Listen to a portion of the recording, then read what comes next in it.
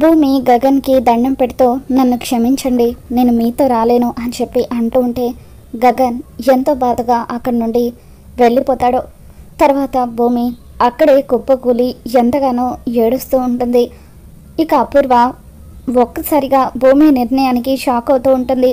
అసలు ఇంత సడన్గా ఇదెందుకు, దీని నిర్ణయాన్ని మార్చుకుందని చెప్పి మనసులో అనుకుంటూ బావా ఇప్పుడు ఏం చేయబోతున్నావని అంటూ ఉంటే అప్పుడు శరత్చంద్ర, చూసావా అపూర్వ, నా కూతురు మీద నాకున్న నమ్మకమే నిజమైంది.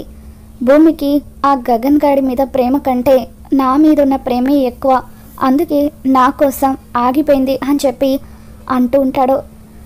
ఇక ఎంతగానో ఎమోషనల్ అవుతూ అపూర్వ ఏదో మాట్లాడుతున్నా పట్టించుకోకుండా శరత్చంద్ర భూమి దగ్గరికి వచ్చి అమ్మ భూమి లోపలికి రమ్మ అంటూ భూమిని లోపలికి తీసుకొని వచ్చి సోఫాలో కూర్చోబెడతాడు.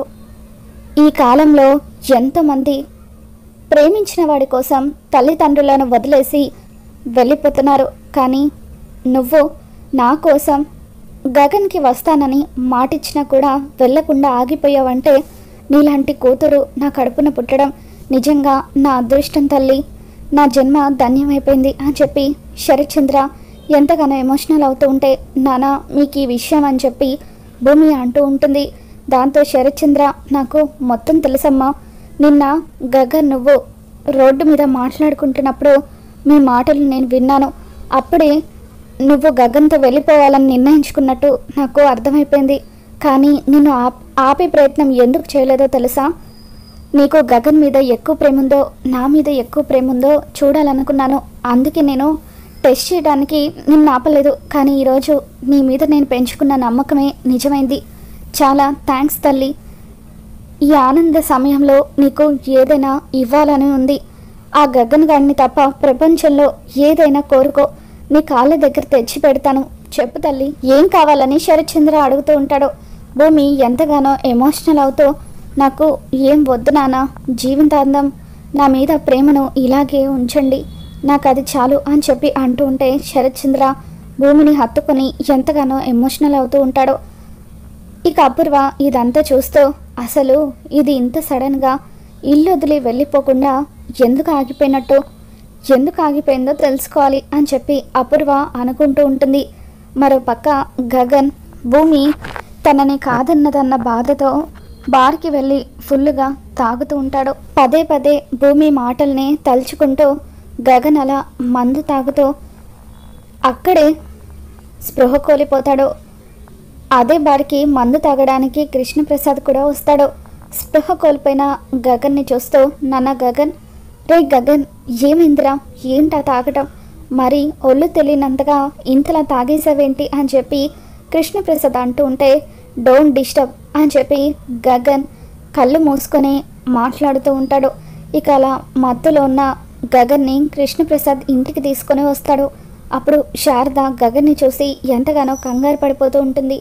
ఏమండి ఏమైంది గగన్కి అని చెప్పి అంటూ ఉంటే ఫుల్గా తాగి బార్లో పడిపోయాడు శారద, అసలు గగన్ ఇంతలా తాగడానికి కారణం ఏంటని చెప్పి అంటూ ఉంటే అప్పుడు శారద, ఏమో అండి నాకు కూడా తెలీదు, ఏదో ఇంపార్టెంట్ ప్రాజెక్ట్ పని మీద వేరే ఊరు వెళ్తున్నానని నాతో చెప్పాడు, మరి ఇలా ఎందుకు మందు తాగాడో తెలియడం లేదు అని శారద అంటూ ఉంటే అప్పుడు కృష్ణప్రసాద్ భూమి చెప్పిన మాటలు గుర్తు చేసుకుంటాడు.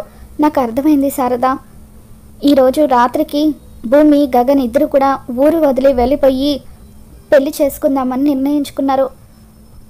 కానీ ఈ టైంలో ఊరు వెళ్ళాల్సిన వాళ్ళు వెళ్ళలేదంటే ఖచ్చితంగా ఏదో జరిగే ఉంటుంది.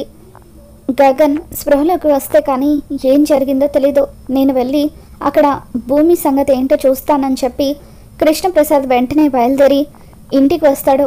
ఇక అలా ఇంటికి వచ్చిన తర్వాత భూమి దగ్గరికి వస్తాడు. భూమి గదిలో కూర్చొని ఏడుస్తూ ఉంటుంది. అమ్మ భూమి, ఏంటమ్మా ఇదంతా, గగన్ నువ్వు ఇద్దరు ఊరు వదిలి వెళ్ళిపోయి పెళ్లి చేసుకుందామని నిర్ణయించుకున్నారు కదా, మరి ఎందుకు వెళ్ళలేదు అని చెప్పి అంటూ ఉంటే రాజారత్నాన్ని అపూర్వ చంపించింది మామయ్య, తను దొరకకూడదని నాన్నను చంపాలని చూసింది తానే అన్న విషయం బయటకు రాకుండా ఉండడం కోసమని అపూర్వ అంత పని చేసింది. ఇప్పుడు కనుక నేను నాన్నని అలా వదిలేసి వెళ్ళిపోతే ఆ రోజు గెస్ట్ హౌస్లో ఏం జరిగిందో నాన్నకి గతం గనక గుర్తుకు వస్తే ఆ అపూర్వ నాన్నని బతకనివ్వదు, అందుకే నాన్నని కాపాడుకోవడం కోసమే నేను ఆగిపోయాను మామయ్య అంటూ భూమి ఏడుస్తూ ఉంటుంది. అక్కడ గగన్ నువ్వు రాలేదన్న బాధతో ఎంత తాగుతున్నాడో తెలుసా భూమి? ఒళ్ళు తెలియనంతగా తాగి పడిపోతే నేను ఇంటి దగ్గర దిగబెట్టేసి వస్తున్నాను. నువ్వు వాడితో వెళ్ళాల్సింది భూమి, వెళ్ళకుండా తప్పు చేశావు. ఇక్కడ మీ నాన్నని చూసుకోవడానికి మేమంతా ఉన్నాం కదా, కానీ అక్కడ గగన్ ఒంటరివాడయ్యాడు.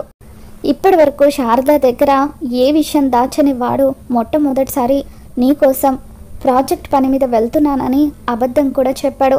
అలా ఒళ్ళు తెలియని స్థితిలో వాడిని చూస్తే నాకు ఎంత బాధ కలిగిందో అని చెప్పి కృష్ణప్రసాద్ అంటూ ఉంటే భూమి కుప్పకొల్లి గగన్ కోసం ఏడుస్తూ ఉంటుంది. ఏం చేయమంటారు మామయ్య, ఏ ఆడపిల్లకి రాకూడని పరిస్థితి నాకు వచ్చింది. అటు గగన్ కరా ఇటు నాన్న అని చెప్పి అడిగితే ఎటు తేల్చుకోలేని సందిగ్ధంలో ఉన్నాను అని చెప్పి భూమి తన 2 చెంపలు కూడా వాయించుకుంటూ ఈరోజు గగన్ గారికి అటువంటి పరిస్థితి వచ్చిందంటే అందుకు కారణం నేనే మామయ్య, నేనే, మీరు కూడా నన్ను కొట్టండి అని చెప్పి కృష్ణప్రసాద్ చెయ్యి తీసుకొని భూమి తన 2 చెంపలు కూడా వాయించుకుంటూ ఉంటుంది. ఇక దాంతో కృష్ణప్రసాద్ అమ్మ భూమి ఆగమ్మ, ఇందులో నీ తప్పు కూడా ఏమీ లేదు, కానీ రేపు ఉదయం నువ్వు ఎందుకు అలా చేయాల్సి వచ్చిందో గగన్కి వివరంగా చెప్పు, వాడు అర్థం చేసుకుంటాడు అని చెప్పి కృష్ణప్రసాద్ అక్కడి నుండి వెళ్ళిపోతాడు. ఇక ఆ రాత్రంతా కూడా భూమి గగన్ గురించే ఆలోచిస్తూ నిద్ర కూడా పోకుండా అలా తెల్లవారులో కూడా ఎప్పుడెప్పుడు గగన్కి ఫోన్ చేసి క్షమాపణ చెప్పాలా అని ఎదురు చూస్తూ ఉంటుంది. తర్వాత రోజు ఉదయాన్నే భూమి గగన్ నిద్ర లేవక ముందే ఫోన్ చేస్తూ ఉంటుంది. ఇక గగన్ ఫోన్ రింగ్ అవుతూ ఉంటే నిద్ర లేచి ఫోన్ చూసుకొని భూమి తనకి ఫోన్ చేస్తుందన్న విషయం తెలుసుకొని ఆ ఫోన్ని కట్ చేస్తూ ఉంటాడు. ఇక శారద గగన్ దగ్గరికి వచ్చి, నాన్న గగన్, నిన్ను చూస్తూ ఉంటే నా గుండె తరుక్కుపోతుందిరా, భూమి ఇలా చేస్తుందని అస్సలు అనుకోలేదు అని చెప్పి శారద అంటూ ఉంటే, అమ్మ నీకు ఈ విషయం అని చెప్పి గగన్ అంటూ ఉంటాడు. నాకు అంత తెలుసురా అని చెప్పి శారద అంటూ ఉంటే గగన్ శారదను పట్టుకొని ఎంతగానో ఎమోషనల్ అవుతూ ఉంటాడు.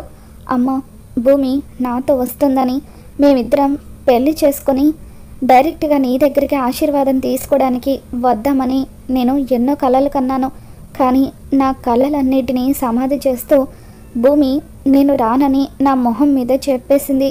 వాళ్ళ నాన్న కోసం ఆగిపోయిందమ్మా. భూమికి నాకంటే వాళ్ళ నాన్న ఎక్కువ అని మరొకసారి రుజువైంది అని చెప్పి గగన్ ఎంతగానో బాధపడుతూ ఉంటే, ఏడవకు నాన్న అంటూ శారద గగన్ని పట్టుకొని ఓదారుస్తూ ఉంటుంది. భూమికి నేను అక్కర్లేనప్పుడు నాకు కూడా భూమి అవసరం లేదమ్మా.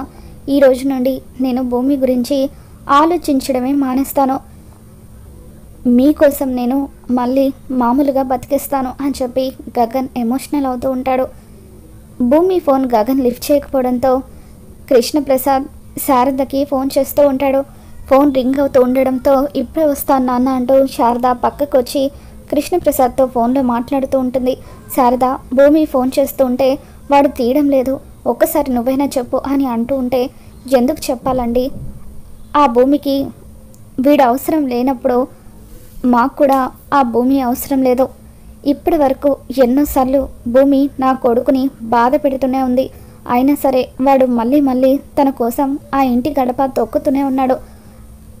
తన కోసం వచ్చిన ప్రతిసారి కూడా వాడికి అవమానమే మిగిలింది. ఇంకెప్పుడు కూడా మీరు భూమి గురించి నాకు ఫోన్ చేయొద్దు అని చెప్పి శారద ఫోన్ పెట్టేస్తుంది. దాంతో కృష్ణప్రసాద్ అమ్మ భూమి శారద కూడా అపార్థం చేసుకుందమ్మా అని చెప్పి అంటూ ఉంటే, నాకు ఇలా జరగాల్సిందే మావయ్య అంటూ భూమి తల బాదుకుంటూ ఏడుస్తూ ఉంటుంది.